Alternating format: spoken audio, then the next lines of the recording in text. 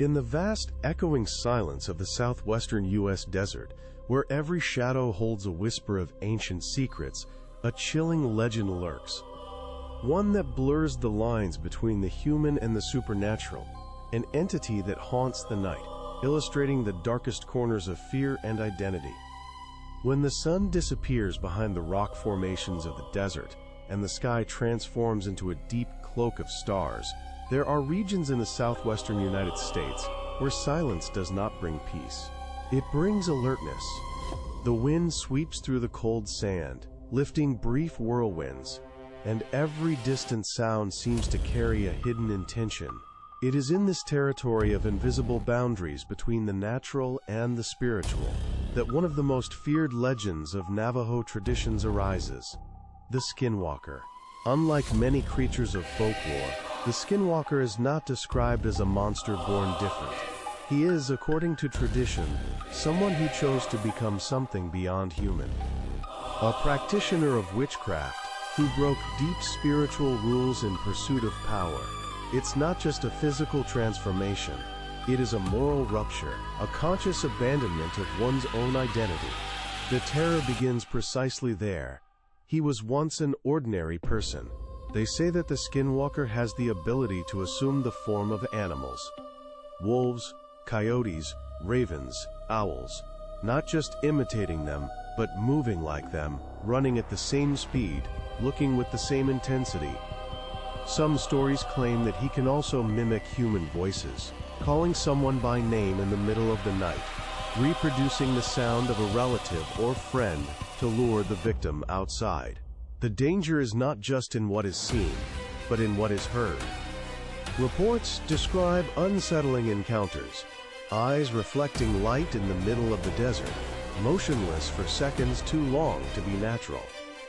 Silhouettes that walk on two legs and suddenly drop to four, disappearing among bushes as if the shadow itself had come to life.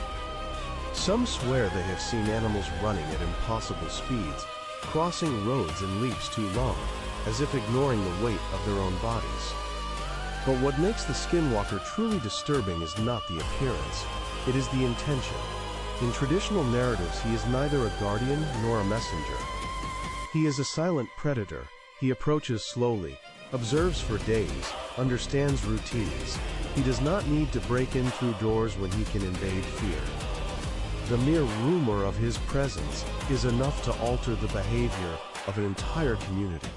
Lights stay on, doors are locked earlier, names cease to be spoken at night. In many stories, dogs begin to bark for no apparent reason, staring intently into the darkness beyond the fences. Chickens stir for no reason. The air feels heavy, laden with invisible tension.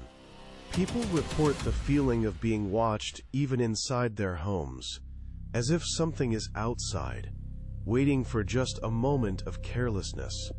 There are no clear footprints.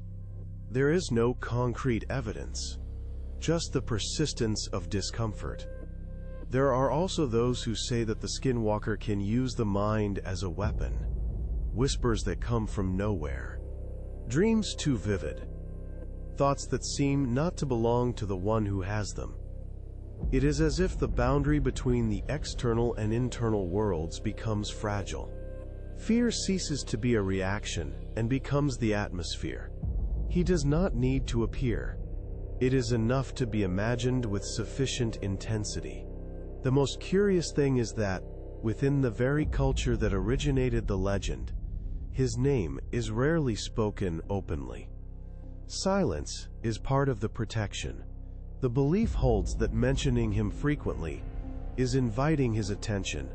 For this reason, many stories are told in a low voice, without excessive details, as if respect were an invisible barrier against what one does not wish to attract. Perhaps the Skinwalker represents more than a supernatural entity.